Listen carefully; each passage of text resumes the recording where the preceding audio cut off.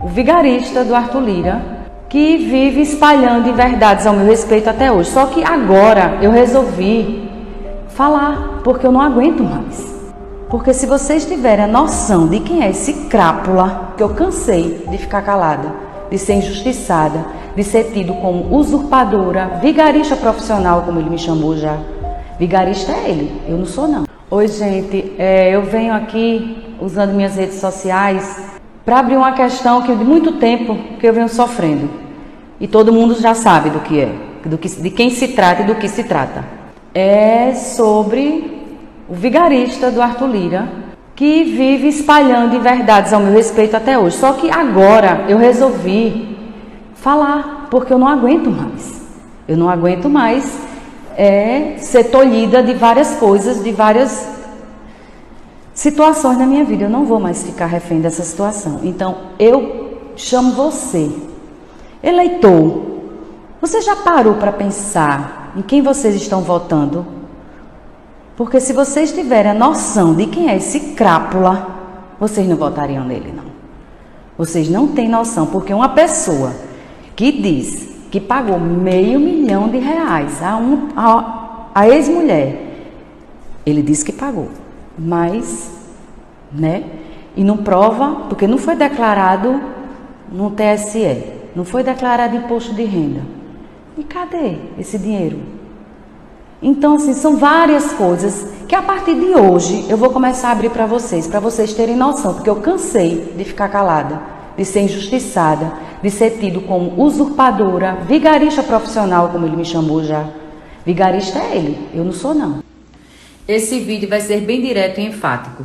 Sabe por que o Arthur está silenciando toda a grande mídia?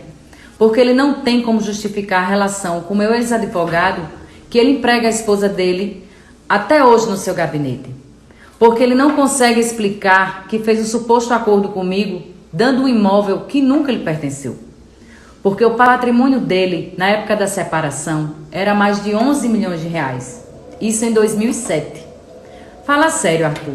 Responda à imprensa, porque logo logo você terá que responder à Receita Federal e os coniventes às suas respectivas jurisdições. Eu clamo às autoridades brasileiras, inclusive ao presidente da República, aos órgãos de direitos humanos internacionais, que me ajudem nisso. Eu não aguento mais.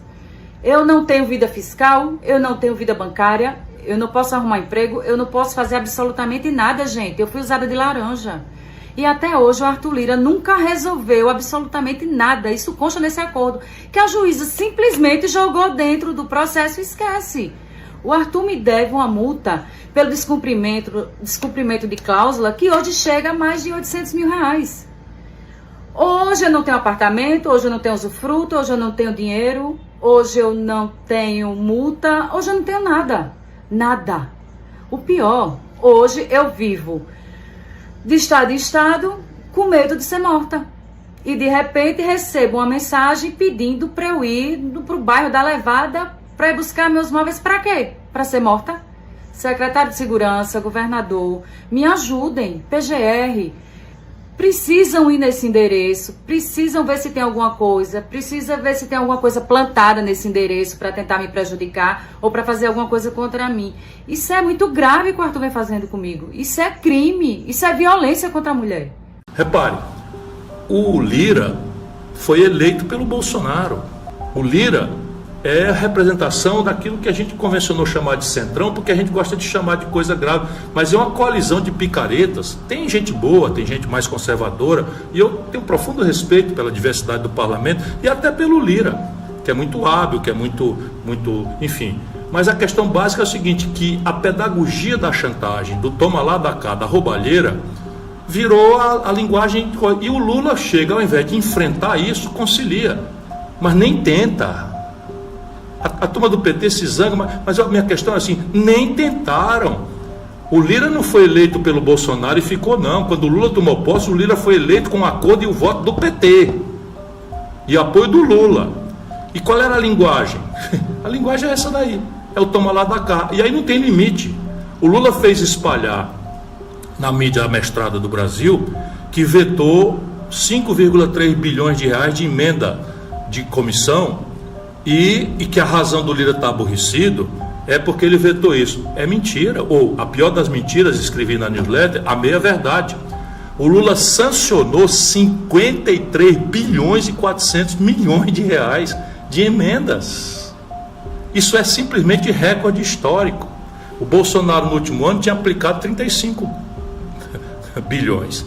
35 bilhões e nós esculhambamos isso.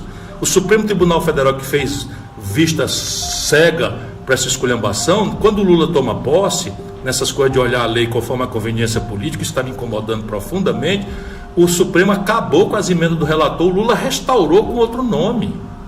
Percebe, irmão? Então ele veta 5,6, faz essa onda, e sancionou 53,4 bilhões de reais de emenda.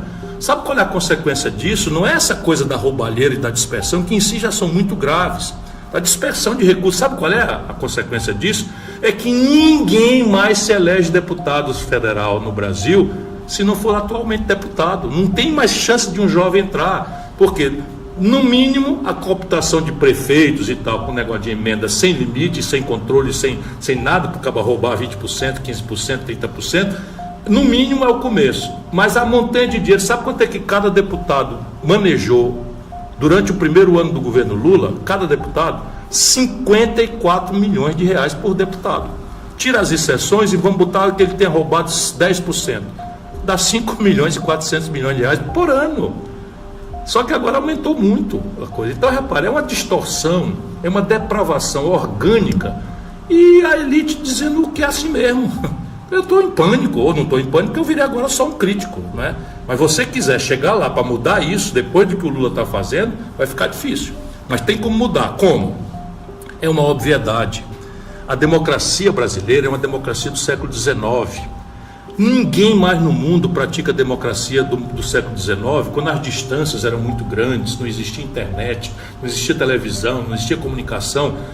E aí você então inventou esse sistema de democracia representativa. Você vota num deputado, o deputado pega um navio, vai para o Rio de Janeiro, passa 8 dias na travessia, aí manda um cabograma para o cabo eleitoral dele para receber pelo correio depois de 3 dias, 4 dias e tal, e aí vai se fazer na estrutura representativa. Irmão, isso tudo é lixo modernamente. O mundo inteiro avançou para elementos de democracia direta quando se trata de decisões estratégicas da sociedade. Isso não é assim na China, não, isso é assim nos Estados Unidos. Eu me lembro, garoto, assim, eu fui convidado pelo Departamento de Estado americano, essas coisas de propaganda deles, e eu pedi para assistir. Eu assisti um plebiscito em São Francisco, na Califórnia, em que a proposta era de aumentar o imposto. Eu digo, vai tomar uma surra. E deu 70% sim, para aumentar o imposto, porque lá esse imposto era vinculado ao financiamento da educação.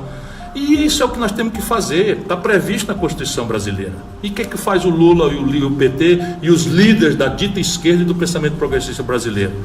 Abandonam o povo no dia seguinte da eleição e passam a jogar o jogo dos barões da gestão da economia, o jogo do orçamento com os picaretas do Congresso e o jogo identitário com essa converseira mole aí, só papo furado em assuntos graves, mas que são de terceira geração na agenda identitária. Isso é o que está acontecendo com o Brasil, e o Lula vai passear por aí. Vai dar merda. Eu estou avisando que vai dar merda, já está dando.